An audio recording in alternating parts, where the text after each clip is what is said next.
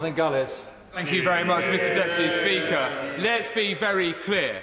There is currently a situation where illegal economic migrants are entering this country across the English Channel from a safe mainland European country in France. That situation is totally unacceptable to the people of Stoke-on-Trent North, Kidsgrove and Tork, because they believe in fairness. They believe in doing things by the book, and that means that people who are legitimately claiming to come to this country to escape persecution, to flee for their lives, are being put down the bottom of the list because people who are illegally entering our country via small boats across the United Kingdom. And what do the parties opposite think? The parties opposite want to support these Lord's amendments that simply would make it even easier for people to try and come across the Channel, to make that dangerous journey, to risk those lives and to put money into the hands of criminal gangs.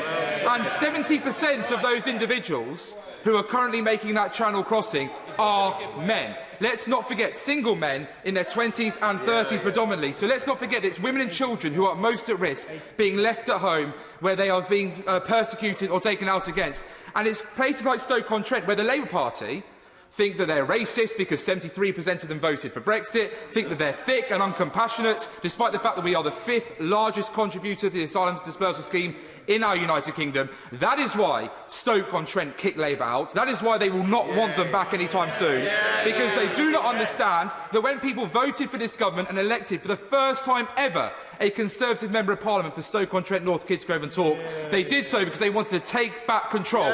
And they did that in 2016 when they voted for Brexit. So that out-of-touch Wokerati opposite, who are constantly obsessed with being popular with Twitter and Londoners, doesn't surprise me one bit. And then as for Scotland, the Scottish National Party, only one local authority, to be fair to them, it be Glasgow, the largest contributor to the asylum dispersal scheme, only one local authority area actually takes part in this asylum dispersal scheme. So despite the pontificating and the grandstanding and the virtue signalling, they don't stand up and help out like they should be doing. And that is why it's about time that Scotland does its bit and does go out there and sign up. The ministers on the front bench, go and sign the paperwork with him, and let's get refugees into local councils in Scotland, because Stoke-on-Trent's doing its bit. It's about time others, whether that be in the North Islington coffee bar elites or the Scottish National Party-run local authorities, do their bit as well. To sit down at 4:12, Alison Pulis. Thank you very much, Mr Deputy Speaker. And unlike the honourable member